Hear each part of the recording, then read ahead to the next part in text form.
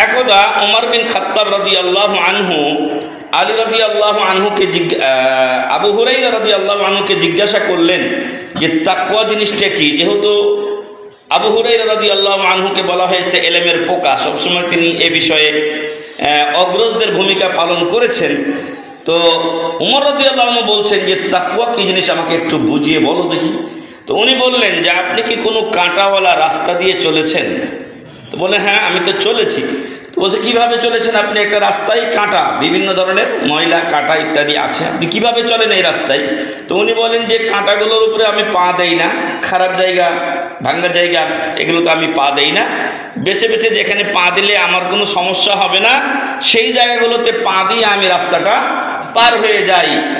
আবু হুরায়রা রাদিয়াল্লাহু আনহু বললেন যাকাত তাকওয়া, এটাই হলো তাকওয়া ও পরহেজগারিতা।